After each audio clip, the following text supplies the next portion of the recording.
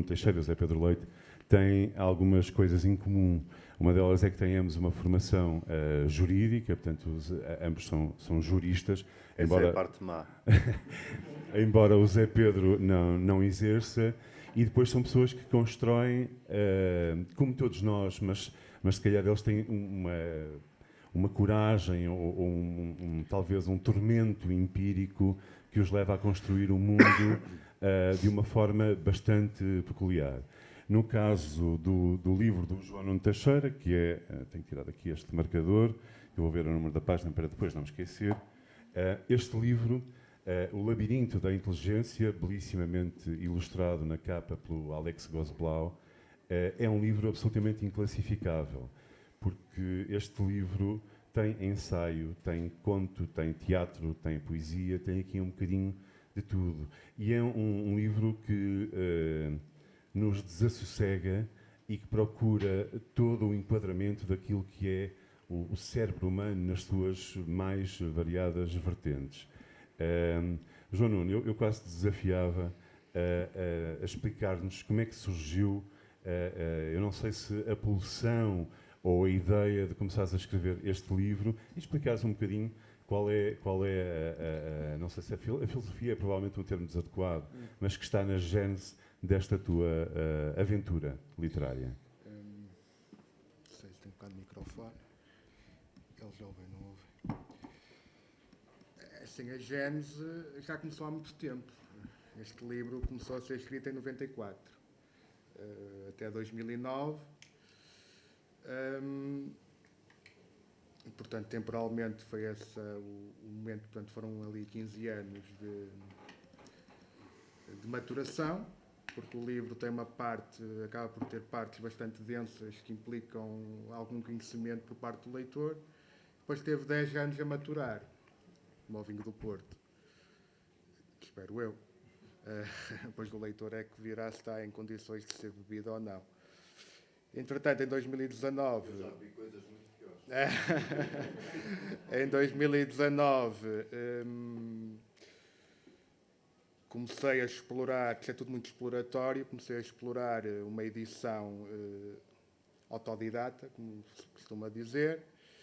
Entretanto, veio a pandemia e na pandemia resolvi complementar o livro com uma terceira parte mais relacionada com os dias de hoje. Entretanto, o Beckett dizia que uma pessoa tem que falhar. E eu vou falhando. Falhar cada vez melhor. Falhar cada vez melhor, não é? Eu vou falhando até que, antes da queda, o Renato e o Zé Pedro acolheram a edição profissional deste livro. Pronto, e graças a eles conseguimos aqui um objeto, que é a primeira vez que eu estou a vê-lo, interessante.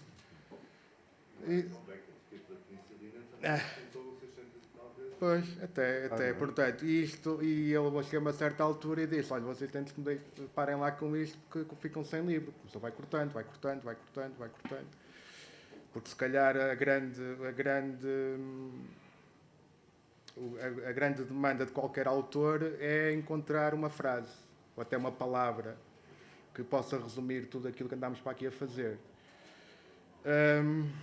Olha, nem de propósito, eu se calhar vou ler aqui algumas frases, desde já as do prólogo, e vou-te pedir que as comentes e que nos expliques como é que isto de alguma forma induz a leitura desta obra. 1.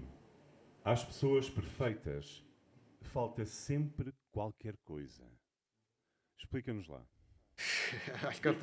Acho que a frase em si, esta frase, assim, o livro, nós temos, o cérebro trabalha em duas maneiras, de baixo para cima e de cima para baixo. Baixo para cima é a parte intuitiva, de cima para baixo é a parte mais racional, mais sistemática. Portanto, eu trabalho muito de baixo para cima. E a questão, estas frases surgem num sentido em que observo o que me rodeia, e essa particularmente surgiu porque eu à minha volta, sobretudo no mundo virtual, só vejo pessoas perfeitas. E eu desconfio, não é? Sem querer entrar em qualquer tipo de crítica exacerbada, acho que nós temos que aprender a viver como nós somos. Mas vamos entrar na crítica exacerbada. Exacerbada, não necessariamente, mas vamos lá chegar. Os sufis repetem o seu nome para se esquecerem dele. Os cibernautas replicam o seu para que se lembrem deles. Cá estamos nós na crítica, não é, João Nuno? Pois. É um pouco essa. Eu acho que assim, eu não queria entrar no momento atual, mas eu vinha com a minha esposa em viagem e vinha-me a sentir mal com o estado da humanidade. Pronto, vinha mal, mas toda a gente tem que se sentir, porque nós perdemos. Não foi a empatia, foi o cuidado empático. Porque a empatia é fácil de. Empatia é uma coisa, o cuidado empático é outra. O cuidado empático implica uma ação, implica ir buscar o outro quando ele está a cair. E para isso temos que nos esquecer um bocadinho de nós. O grande desafio para o que aí vem é esquecermos um pouco de nós, não fazendo o que os sufis ou os derviches que andam à roda naquele transe para se esquecerem um pouco através de um movimento ondulatório do que andam aqui a fazer, mas nós tentamos fazer esse exercício. Porque no fundo, nós não somos assim tão diferentes uns dos outros, não somos assim tão iguais uns como parecemos. Portanto, a ideia é um bocadinho ir buscar essa humanidade, essa humanização da sociedade e daquilo que andamos aqui a fazer. Porque em tempos de pandemia e de guerra como que estamos a viver, a tendência é para as pessoas aumentarem os seus instintos de sobrevivência, os seus instintos de barbárie. O bem e o mal, as pessoas têm a tendência de ser moralistas, mas o bem e o mal estão nas pessoas em igual proporção, é só a circunstância que vai despoltar esse gatilho. Isso já está escrito na literatura desde os gregos. Portanto, a ideia é um bocadinho essa. Não sei se me estou a fazer explicar. Sim. Acho que é um bocadinho isso. Só para vocês tentarem compreender o que está aqui neste livro. E quando digo para tentarem compreender, eu e o Zé Pedro, que organizámos o livro, a par com o João Nuno, nós próprios ainda não compreendemos o livro. Eu digo isto não de uma forma depreciativa. Eu imagino, e o João Nuno poderá confirmar ou desmentir, que escrever este livro foi uma grande convulsão. Perder muito cabelo, como se nota. Pois. Ou seja, escrever faz perder cabelo. Aliás, estão a ver que existe aqui uma norma para as pessoas que nós editamos. Portanto, não podemos gastar dinheiro em barbeiro. É o critério que nós temos para os nossos autores. Mas dizia, João Nuno, porque este livro, tendo o cérebro humano como cenário ou protagonista, acho que chega a ser um pouco de cada um. Vai buscar muitas referências à mitologia grega. Tem uma parte completa que se baseia na mitologia católica, perdoem-me a utilização do termo mitologia, mas é o igualmente também, e consegue congregar tudo isto, mas a espaços, e é sempre um desafio constante aquilo que tu escreves. Este livro deu-te respostas ou não, só mais perguntas. Eu só tenho dúvidas, eu não tenho certezas. Tenho cada vez mais dúvidas e acima de tudo, isto é um exercício de liberdade e será-se que nós somos livres, não é? Cá não somos. Somos dados, agora somos dados, já nem pessoas somos. Este livro, a leitura, cada um faça aquilo que entender. Aliás, há uma parte que diz, podes pensar o que quiseres. Portanto, nós, a partir do nosso pensamento, podemos ser na cabeça, podemos ser tudo, não é? Aliás, e o último reduto, já o Orwell dizia isso, não é? Que no 1984, que o cérebro seria o último reduto. Portanto, isto tem que ser visto de uma perspectiva não linear e as pessoas depois vão... aliás, o próprio livro é um work in progress, o próprio livro está a mostrar como é que está a ser feito. Isto é completamente um exercício de liberdade. E o editor e a editora, neste momento, foram corajosas, porque é um livro que foge um bocadinho das normas e de qualquer cânon. E de qualquer cânon e dos meios. Pronto. E, portanto, é um bocadinho a ideia de exploração. Cada um... Eu fico contente se o leitor pegar, se uma frase lhe dizer, bater atrás da parte de trás do cérebro, como se costuma dizer, se alguma coisa mexer com ele, já valeu a pena escrever. Como eu disse, o livro começou em 94, portanto, tem aqui quase 28 anos desde a primeira ideia. Aliás, a primeira ideia surge na parte do arco-íris de 6 cores, procura comboio, o fantasma para amar, em que não tem pontuação essa parte, e a partir daí eu comecei a pensar, está bem, e se as coisas fossem de outra maneira? E se realmente o que nos estão a dizer não seja bem assim? E, portanto, eu só tenho dúvidas, certezas não as tenho. Diz, Zé. Ora bem, vocês têm falado muito do livro, de ser um desafio. Parece-me quase que isto é mais um desafio. Depois vocês disseram que o livro que foge um bocadinho à norma, vocês estão a ser muito bondosos. Eu acho que isto é dos livros mais fora da caixa que eu alguma vez editei. A propósito desta questão, quando o João falava do texto que não tem pontuação, neste texto há uma história engraçada. Eu, um dia à noite, quando estava a fazer a primeira revisão do livro, um dia à noite telefonei ao João e disse: epá, parece aqui um texto enorme que não tem um sinal de pontuação. Como é que é? Isto é gralha para ficar assim, não é? Não, é fluxo de consciência, é mesmo para ser isto. Ok, então siga, vamos embora. Pronto. O livro Uma boa consciência não pontua. Portanto. Não pontua. Pontua. E então, pronto, o livro é um híbrido, é verdade. É um livro que tem um pouco de tudo, como disse o Renato. Ele tem ensaio, tem ensaio filosófico, tem reflexão, tem conto, tem um conto muito, muito ficcional e meio apocalíptico, tem teatro, tem um outro poema assim meio esparso lá pelo meio. O que eu ia perguntar ao João, parece-me que no fundo este livro acaba por dar um pouco de testemunho. E tu há pouco falavas do grau ficcional. Isto é fora do tempo? É um tempo real? Ou é uma possibilidade de interrogação para um caminho de um tempo futuro? Em que tempo é que está? Há uma parte que diz, portanto, isso vai buscar um bocadinho à física quântica e ao espaço-tempo, não é? Podemos estar em várias dimensões ao mesmo tempo, do ponto de vista teórico. Portanto, eu não fixei o livro em nenhum tempo. Portanto, isto tanto pode ser no passado, no presente, no futuro. Acaba por ser aqui uma mistura. E tentei tirar ao máximo referências concretas, porque normalmente, por isso é que acaba por ser um livro um bocadinho mais abstrato, para ter uma linha mais intemporal. Portanto, o objetivo foi esse. Portanto, só à procura de uma história. Aliás, porque eu comecei justamente, quando eu comecei com isto, eu disse, isto é um livro não livro. Portanto, eu queria imitar quase a nossa vida, porque a nossa vida não tem ensaio geral, nós não dominamos os pensamentos todos. Por isso é que eu digo, às pessoas perfeitas falta alguma coisa, não é? Porque eu vejo, portanto, então sou eu que nunca... Há outra parte aí que o Dom Quixote vai fazer de Sancho Panza, entre aspas. E aí há uma metalinguagem e uma ligação para fora do livro. A questão é saber o que é que o outro pensa, o que é que o outro sente. E eu julgo que o outro pensa e sente como eu. Porque o nosso cérebro, do ponto de vista fisiológico, nós somos todos praticamente... Substitui-se um coração, substitui-se um fígado, entre aspas, não é? Mas é questão da alma, não é? Será que somos assim tão diferentes? Por isso é que eu ponho em causa como é que um indivíduo, um sociopata, invade um país, o que é que vai naquela cabeça? Porque ainda não vi um psicanalista ir à televisão.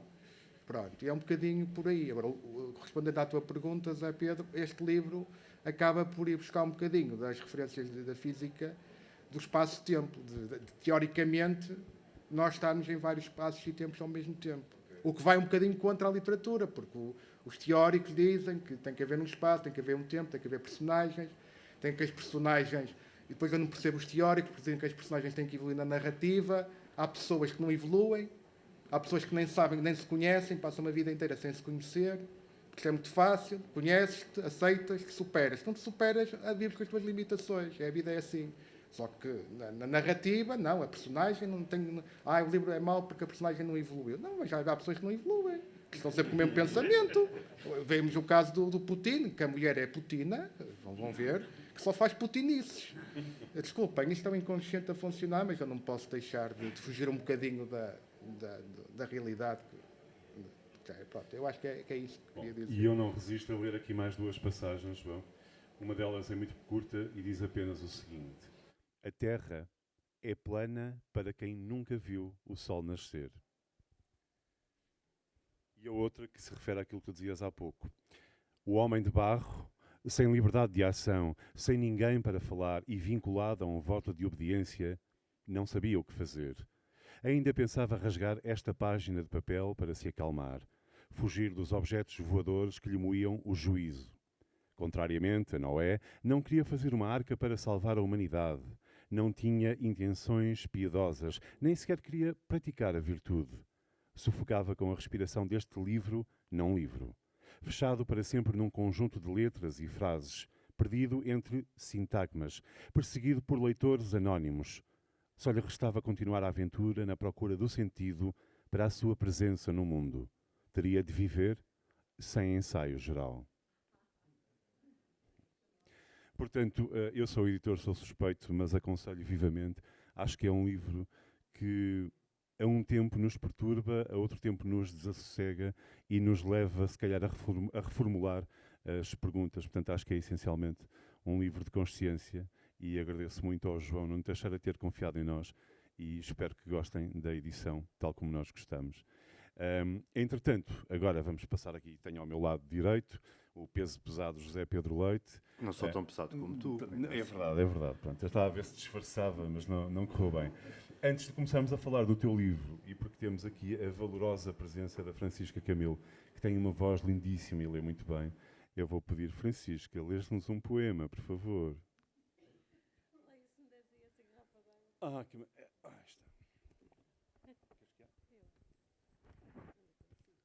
Pedimos desculpa por esta pequena interrupção. A leitura segue dentro de momentos.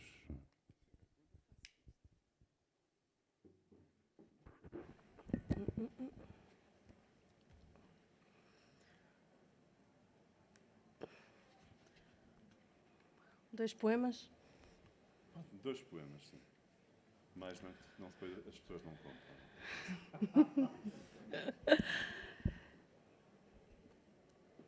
Como fomos morrer à embocadura dos rios, assim, no claro romper da água, ginastas em chama bebendo de taças de pedra os fêmures da luz inacessível. Talvez sobre nós se tenha fechado o adro do tempo. Talvez se tenha cansado o trigo dos olhos, o clamor dos salitrosos flancos ou a ínclita manjedora das mãos. Podia escrever-te partindo de um tempo em que um verão cravejado de benignas sombras, onde tudo significasse ânfora, ou beijo, ou fonte, ou videira, fosse ainda possível, de um tempo onde existissem ainda caminhos para regressar da morte. Poderia, quando a língua, uma pátria sem ciúme e sem ortigas, ter-se iniciado o ciclo do mundo, ou o poema, ou o fulgor da neve. Dizíamos sol, o bronze das palavras que só a nós pertenciam, e não sabíamos ainda que breve declinaria o dia, com lajes entre os lábios e persistentes como o lodo, mataria e morreria com o seu amor de dentes selvagens e homicidas, corroendo e derruindo os lustres, e desceria ao centeio e ao suor das eiras, a fechar para sempre o ser vivo, as fogueiras e o branco tumulto da casa. Obrigado, Francisco.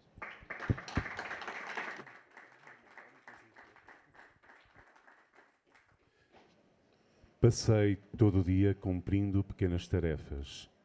Cortei as unhas e o coração, arrumei papéis, cozinhei algo de que já não me lembro, li e fumei muito. Dei a beber aos pássaros a minha solidão. Senti como uma pedra o peso da tua ausência. Mas falava de pequenas tarefas. Cozinhei papéis, arrumei livros de que já não me lembro, até que as unhas se me tornaram pássaros. Fumei a solidão e bebi o que me restou do coração.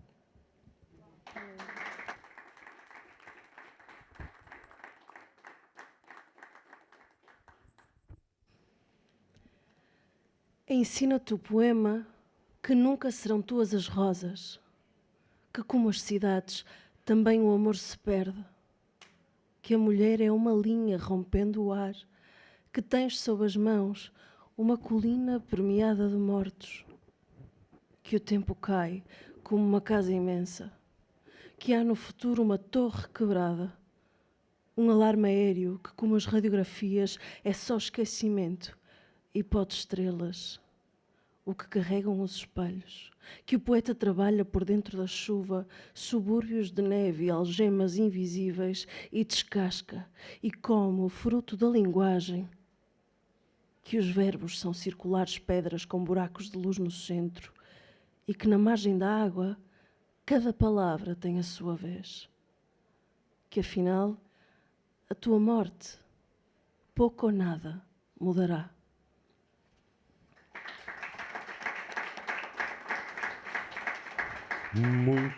Muito obrigado, Francisca. E portanto, eu acho que estas coisas, às vezes, dos lançamentos, tornam-se um bocadinho enfadonhas quando nós nos pomos a dissecar a obra. Portanto, eu prefiro dissecar o Zé Pedro, que é muito mais divertido, do que dissecar o livro. E, portanto, vou só lançar aqui um repto, que é um desafio. O Zé Pedro, com certeza já se aperceberam, portanto, é invisual, é cego. No entanto, a poesia dele, e não é de hoje, é uma poesia de construção de imagens, de constante construção de imagens. Zé Pedro, como é que tu nos explicas isto? De onde é que vem este teu fulgor imagético? Atenção, depois podes usar isto, esta expressão, podes usá-la depois. Ok. Ideia de fulgor imagético. Há pouco o João falava sobre aquela ideia de nós, no fundo, sermos o outro e tentarmos perceber o outro e passar pelo outro. Isso, a propósito depois da temporalidade do livro dele, eu estou a viajar um bocadinho na maionese, mas eu já lá chego. Esta ideia desta, 10 minutos. Desta temporalidade, isto existiu desde sempre, porque já o imperador o Augusto, o primeiro, imperador romano, fazia jantares em que dizia assim, bom, agora os romanos vão se comportar... Este jantar que era um jantar temático, em que os romanos vão se comportar como gregos e os gregos vão se comportar como romanos. Isto envolvia comida, o vestuário, tudo. Isto para dizer o quê? Para dizer que isto é temporal e é desde sempre. E também por isso é que existem estas camadas de imagens, porque isto é uma questão de tempo. É como se nós fôssemos escavando uma camada, e depois temos outra, depois temos outra, depois temos outra. Todas elas completam uma coisa só, mas no fundo é quase como que o poema se consiste e se construa de palimpsestos ao longo do tempo, e essas imagens também se fortaleçam por um lado e se fossilizem por outro ao longo desse mesmo tempo, porque nós somos mesmo isso, nós somos tempo e vazante. E portanto, a única forma que tenho de o dizer é, no fundo, construir imagens que depois podem também ser desconstruídas e construídas de outra forma diferente, e montadas e desmontadas, porque é isso, porque são peças, porque é o que nós somos. Olha, aliás, tal como no livro do João Nuno, que estivemos a apresentar anteriormente, no teu livro, na tua poesia, mais em concreto, o tempo não existe, o tempo para. Achas que no espaço da poesia, e no espaço da tua poesia mais concretamente, o tempo tem que inexistir? Não, eu não acho que o tempo inexista. Eu acho que o tempo tem diversos carretéis, é um bocadinho como aos vinis, que têm as 45 e as 33 rotações, e o tempo aqui tem uma infinidade de rotações e gera uma data de velocidades distintas. Quando nós estamos a pensar, o tempo pode parar, e nós podemos parar em qualquer tempo. No poema ou num livro podem coexistir muitas dimensões paralelas. Não acho que o tempo pare propriamente. Por acaso, neste livro, no Onde Morrem os Barcos, faz-se realmente um relatório tempo, quer dizer, isto para no presente e faz um relatório dos vários tempos que foram acontecendo. Não quer dizer que os tempos estejam parados, até porque a memória não para os tempos. A memória vai mexendo os tempos para trás e para a frente, e eles estão dentro de uma bobina e vão se desgastando. E a memória, aliás, é uma das minhas obsessões enquanto escritor, é que a memória, no fundo, vai armadilhando os vários tempos, e há coisas que nós que na verdade aconteceram de uma forma e nós depois, com o tempo, acabamos por acreditar que foi um bocadinho diferente, não foi bem aquilo, na verdade até foi, mas já não foi. Quer dizer, são esses, todos esses artifícios e todas essas construções. O tempo faz isso de uma forma sorrateira, mas ele não está parado. Muito bem. Olha, este teu livro está dividido em 3 partes. O que é que gerou estas divisões? O que é que tu queres diferenciar entre umas e outras? O que gerou isto é que eu sou muito chato. O que gerou isto é aquela ideia do Aristóteles de tentar guardar tudo em caixinhas e separar as coisas e etiquetar tudo. E ainda a coisa que nós temos de separar tudo por gavetas. Pomos ali as facas, ali pomos os legumes, ali pomos não sei o quê. E eu tenho, dentro dos meus livros, tenho uma ideia de sistematização e procuro sempre que o poema e os poemas sejam todos... o Renato outro dia dizia, os teus poemas parece que só têm meio, não têm nem princípio nem fim. Porque é isso, eu pretendo que eles São encaixem... uma espécie de remoinho. De meada, sim. Eu pretendo que eles encaixem uns nos outros e que vão andando por ali. Ora bom, o que eu acho e o que eu pretendo com esta sistematização é exatamente isso, é que cada parte possa ser lido quase como um poema autónomo, cada conjunto de 22 poemas possa ser lido como um poema autónomo. E esta foi a ordem que eu encontrei para os sistematizar, poderia ter sido outra. Há um poema de abertura, há um poema de fecho e depois há 3 partes. Uma parte com um conduto um pouco mais lírico, que tem a ver de certa forma, com poemas de amor, com os desencontros no tempo. A segunda parte é um percurso pelo tempo e pela memória, lá está, é sempre o tempo.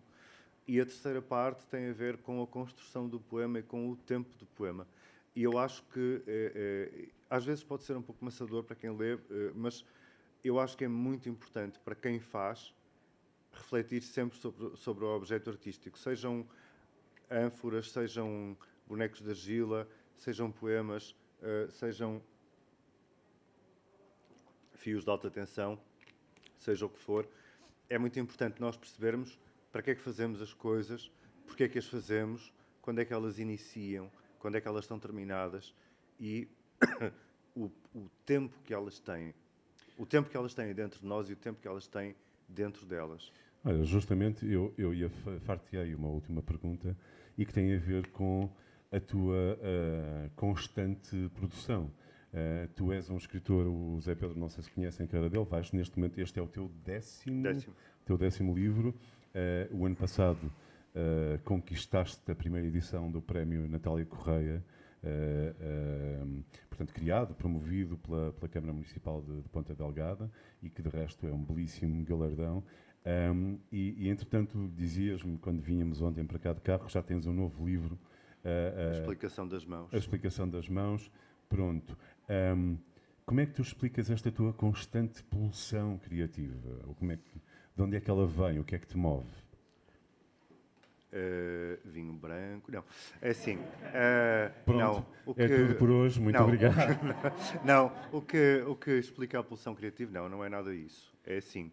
Por acaso, ela tem acontecido e ultimamente tem sido um pouco ininterrupta, porque eu tenho coisas para dizer, como de repente até posso deixar de ter. Agora, na verdade, também é muito porque há uma mensagem, uma coisa que eu quero dizer e depois trabalho sempre à volta disso. Mas também o meu trabalho, tirando outras coisas mais ou menos inúteis que vou fazendo, o meu trabalho principal é este. E, portanto, naturalmente a seguir a uma mensagem surge outra e depois surge outra e vão-se trabalhando os livros e eles também vão surgindo. Enquanto houver que dizer, pois a partir com mais ou menos tempo os livros vão surgindo, sei lá. Eu não tenho não penso muito, nem me pressiona minimamente esta coisa de estar sempre a produzir, porque nem acho que é assim que se faz. Há livros que surgem mais lentos, outros mais rápidos. Simplesmente este é o meu trabalho e eu vou fazendo sem desvios e sem pensar em mais nada, porque acho que é a única forma como se pode trabalhar. É isso. Em suma, quem não é para beber vinho branco não é para trabalhar, não é? Basicamente é isso. Eu não resisto. Embora dê para fazer as duas Dê para coisas. fazer as duas coisas. Eu não resisto a fazer uma última pergunta, só por causa também de algo que o João Nuno disse há bocadinho, relativamente a estes dias mórbidos e estúpidos, que a verdade é mesmo essa que estamos a viver. Houve tempos, houve décadas, talvez, no século passado, em que se acreditou que a arte poderia, talvez, salvar o mundo. Vocês acham que ainda é possível? João Nuno e Zé Pedro? Zé, diz da tua justiça. Estás-me a tirar aos leões Tô. primeiro? Ok. Mas eu vou-te lixar, porque eu vou pensar numa pergunta para ti. Eu acho que a arte pode salvar o mundo. Honestamente, o que eu acho é que se... Bom, o mundo que nós mudamos muda sempre em pequeninas coisas e essas pequeninas coisas são bastante mais, às vezes, mais úteis do que as grandes. O que eu acho é que se a arte e se o poema salvar já se cumpre bastante. E parece-me que nós devemos olhar primeiro para as coisas mínimas do dia, porque aí é que se salva depois tudo. E da mesma forma que devemos olhar também primeiro para as palavras mínimas do dia, como galho, regato, cântaro, noite, princípio. É isso que eu acho. Isto é uma pergunta complexa. Pronto. Mas tentando fazer aqui uma síntese, a arte é os gestores de primeiros socorros para a ferida. E sem ferida não há arte. Eu acho que da perdição do mundo, portanto, eu vou inverter a questão. Da perdição do mundo é que vem a arte. E nos momentos mais terríveis, se a arte não pode salvar o mundo, é fonte de inspiração para. Aliás, eu há uns anos estive a falar com uma coreógrafa justamente sobre isso e chegámos à conclusão que essa ferida primordial, e nós até ficámos com uma marca, que é o umbigo, tirando o Adão, acho que nós nestes tempos temos que considerar a arte não como salvação, como uma catarse, mas como um material de trabalho, a própria realidade, para a partir daí trabalharmos a ferida e daí conseguimos tirar mais-valias. Termino com o facto de que nos campos de concentração as pessoas memorizavam histórias, não é? Memorizavam histórias. E isso são formas de resistência, mesmo no pior pesadelo que podiam estar imersas. Elas resistiam contando histórias a si mesmas, porque nós estávamos sempre a contar histórias, mas naquela circunstância concreta, e transmitiam aos outros como sinal de esperança. Eu presumo que nesta altura nos bunkers, uma avó esteja a contar uma história a um neto, um pai, um filho, um amigo, seja quem for. Portanto, eu acho que pode salvar o mundo, mas acima de tudo, salva-nos nós mesmos, que é o mais importante. Nunca sabes aonde te levará o poema. É um exercício de trazer para perto o cortejo do mar. Desconheces-lhe a duração, as palavras precisas, os veios do corpo. Sobre a areia, as nuas imperfeições expostas. Que guindastes e que translúcidos aparelhos de pesca, que sumptuárias casas pluviais medrará. Que mudas mulheres lhe hão de escurar os muros, que anjos de vidro a consumir-lhe as apodrecidas rosas do desejo. Que património de gerações lhe morderá a carne em solstício, que iluminadas crianças sem tempo defenderá da ruína e da usura. Que rostos, na ausência de Deus, depurará. Que amputadas cidades e que circuncidado cântico de fantasmas, que relâmpagos ecoando por cavernas e escampados, que fusíveis, que queimado zinco das árvores. Desabrigará na fuligem de seu noturno flanco, até ser das alamedas, perene proa e escultura.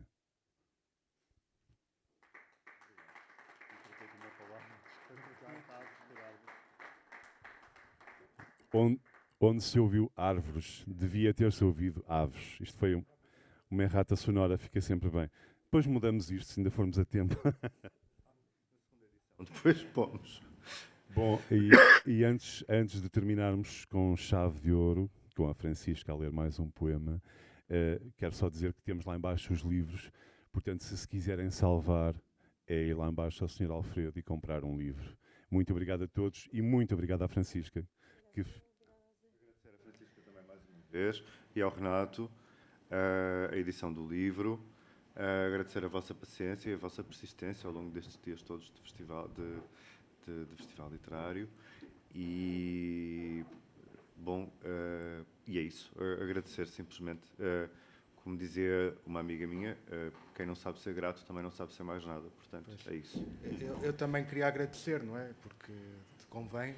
Eu já agradeci à editora e ao Renato e ao Zé Pedro e à nossa leitora exímia. E ao público que vieram aqui este dia, também quero agradecer a todos por estarem aqui e fico muito contente, pronto, e agradeço a vossa presença. Era isso. Muito obrigado.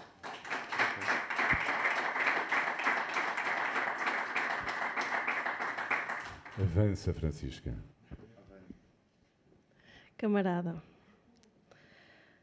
Poemas como aquários, como peixes de olhos nus e ingênuos, poemas remos famintos, despassados de canícula e de travessia, poemas cajados tocando o miolo da pedra, poemas avenidas prenhas de magnólias regressando ao suor da épica luz, poemas azuladamente desatando laços e cordas no prumo da boca, poemas que ardem no lastro dos olhos, iguais à fibra das romãs. Poemas limpos pelo labor dos campos, poemas guiões erigidos sobre escombros, poemas sulcando, escavando o chão na consumição dos dias, poemas que buscam remotos lugares, vagos à mesa. Poemas sem rótulo. Poemas do tamanho de crianças, sempre. Poemas áleas de crepuscular matéria por cumprir, poemas como os parques longínquos onde soubemos uma vez morrer. Poemas minuciosos, casulos, argonautas, poemas jacintos sagrando para dentro dos relógios em atenta e terrível ternura, poemas interruptores, pegadas e raízes, medrando à perfeitíssima boca dos ninhos. Poemas que no rigor de mediterrânicas máscaras criem o belo e neguem a imundície. Poemas drenando pântanos, curvando para a esquerda na respiração dos bosques, poemas albergues e mansos binóculos regulares, poemas oníricos rios potáveis, poemas ecrãs de aterrorizadora brancura, enchendo de cálices de cor as cimitarras do ar. Obrigada, Zé.